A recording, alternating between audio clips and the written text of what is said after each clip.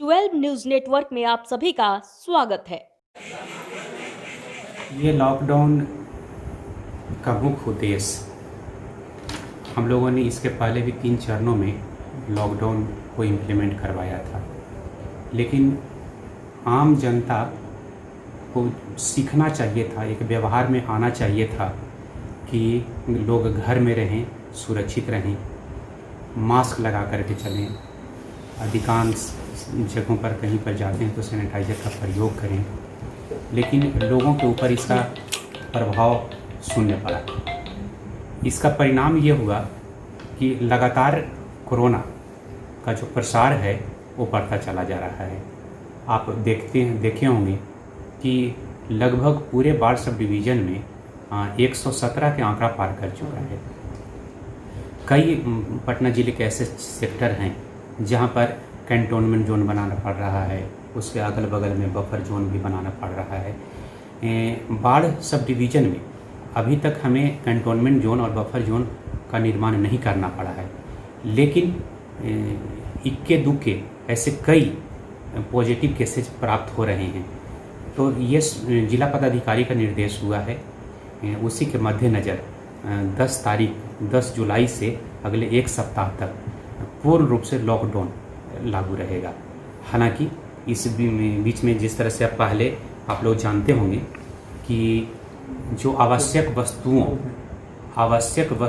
वो सब खुली रहेगी, इसमें भी खुली रहेंगी। लेकिन इसमें एक संशोधन ये है कि फल है, सब्जी है, मांस है, मछली है, इसका दुकान सुबह में उसके लिए समय निर्धारित कर दिया है। सुबह में 6 बजे से लेकर 10 बजे तक और शाम में 4 बजे से 7 बजे तक ही खुलेगा। इसके अलावे वो दुकान नहीं खुल सकते हैं, बंद हो जाएगी।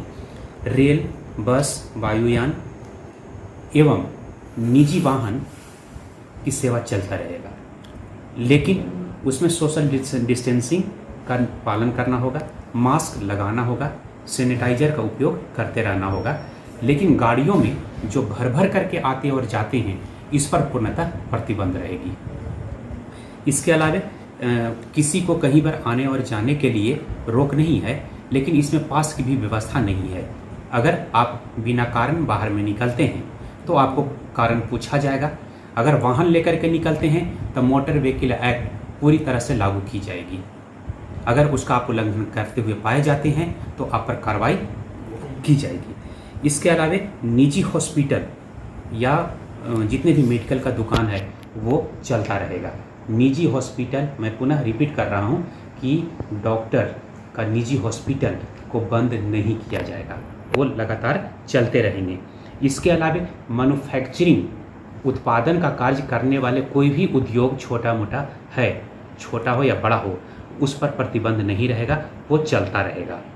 जैसे मैन्युफैक्चरिंग में हो सकता है कि यहाँ पर बोन क्रशिंग का फैक्ट्री है, या फिर यहाँ पर छोटे छोटे दाल के मिल हैं, तो जितने भी मैन्युफैक्चरिंग हैं वो सब कुछ चलते रहेंगे। इसी तरह से ई कॉमर्स से रिलेटेड जितने भी उद्योग हैं वो सब चलते रहेंगे। होटल चाहे रेस्तरां, वहाँ पर पहले से सरकार का एक निर्देश लगा हुआ है, वो बंद नहीं होंगे, लेकिन उनको कोविड-19 से रिलेटेड एक SOP जारी किया गया है कि कहीं भी क्राउड नहीं होनी चाहिए, सैनिटाइजर का प्रयोग होना चाहिए, मास्क का प्रयोग होना चाहिए। अगर इन शर्तों को पूरा करते हैं, लेकिन उनको इस चीज़ को अपने क्षेत्र के थाना से उनको एक परमिशन प्राप्त कर लेना होगा, थाना में सूचना दे देना होगा कि हम जो सरकार के द्वारा निर्धारित SOP है उसका अनुपालन करते हुए हम होटल या रेस्तरां चलाएंगे।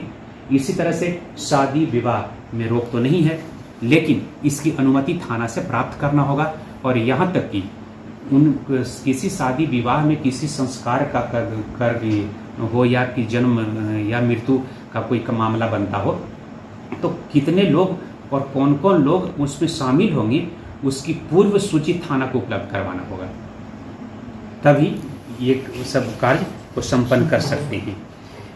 इसके अलावा किराना, मैंने बताया है कि आवश्यक सामग्री की जो भी दुकानें हैं, ग्रामीण क्षेत्रों में कोई भी अगर कंस्ट्रक्शन का काम चल रहा है तो उस पर रोक नहीं होगा, वो भी लगातार चलता रहेगा। सरकार की जितने भी ऑफिसेज हैं वो खुले रहेंगे, लेकिन वहाँ पर भी 100% 100% मास्क लगाना अनिवार्य होगा। सैनिटाइजर ऑफिस में रखना होगा। यहाँ तक कि जितने भी प्राइवेट भी दुकानें हैं उनको भी इस कार्य को संपन्न करना होगा। 12 न्यूज़ नेटवर्क को लाइक, सब्सक्राइब और शेयर करना न भूलें।